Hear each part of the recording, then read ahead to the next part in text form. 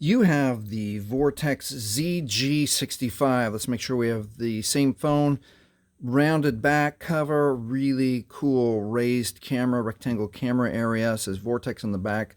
ZG65, and you're having problems with it powering on. It won't power on. So here are 6 ways to troubleshoot your Vortex ZG65 before you throw it in the trash.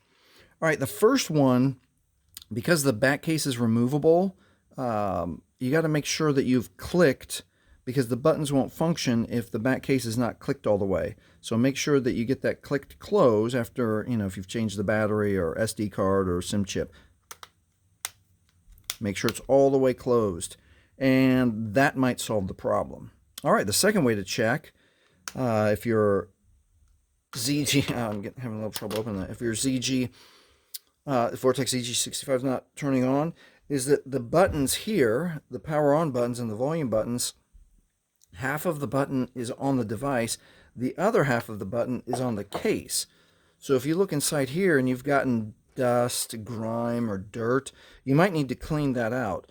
I use an old paintbrush, a cheap paintbrush that I just trimmed down into a triangle, and then brush out the grime and dirt that might have accumulated in keeping your buttons from functioning. Just do it gently, and same with this side. Make sure there's no gross stuff, dust or grime accumulating on the buttons.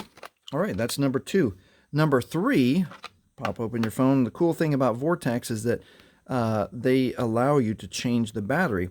So sometimes when a battery fails for unknown reasons, this is a different battery, but this battery has failed, it starts to get puffy and break at the seams, as you can see in this one. So if your battery's starting to get puffy, break at the seams, it's not taking a charge, you can contact Vortex, see if they'll send you a new battery. And that's the other way to check. And make sure you've got it the right way, and also make sure there's no grime blocking the connectors here on the phone or on the battery. Okay, and then number 4 is to check your charging port. So sometimes, if you have a case, you don't clean your case frequently, you can get dirt and grime inside the charging port. Let me see if we can get that to focus a little bit better.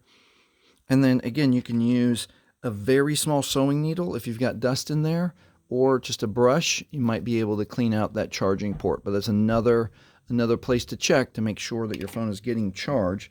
And then speaking about chargers, most chargers now come with the brick and the cord, and they don't last forever. If you're a little bit rough, step on it, a little bit of bending the wrong way can ruin the cable, and also these can just go bad for no reason.